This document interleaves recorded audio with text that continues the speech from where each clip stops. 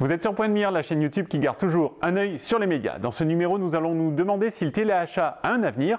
C'est parti.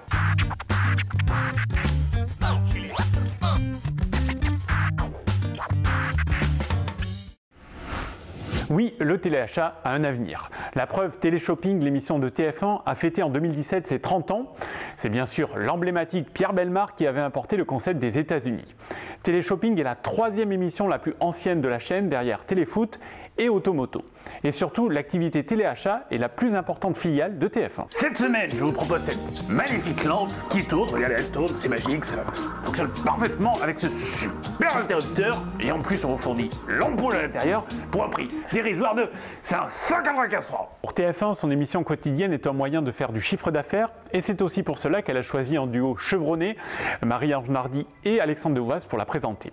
Sur M6, l'activité téléachat est incarnée par M6 Boutique et son célèbre animateur Pierre Dostel, qui n'est autre que le fils de Pierre Bellemare.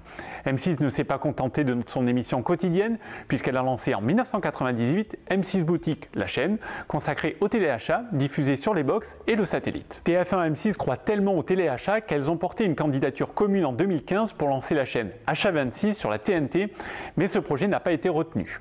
À la suite de cette décision, M6 a considérablement revu à la baisse le budget de sa chaîne M6 Boutique pour renforcer son émission quotidienne.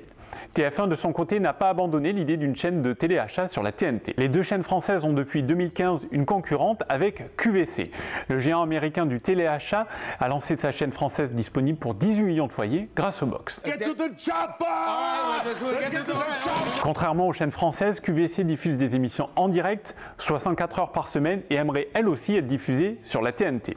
Alors on aurait pu penser que le développement du e-commerce aurait ringardisé le téléachat, mais ce n'est pas le cas. Bon, il ne faut pas rêver, l'achat grâce aux émissions de télé ne représente qu'entre 40 et 50% des activités, le reste se fait en ligne.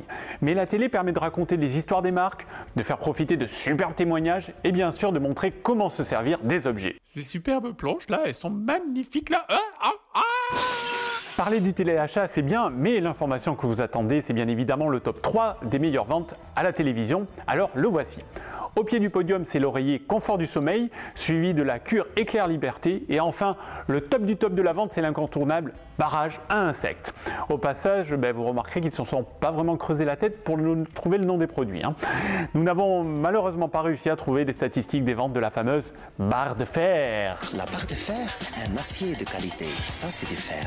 Une chose est sûre, sur Point de Mire, nous n'avons rien à vous vendre. Le décryptage et l'analyse des médias, c'est pour nous, c'est gratuit, c'est cadeau de la maison. Si vous avez aimé cette vidéo, laissez-nous un pouce.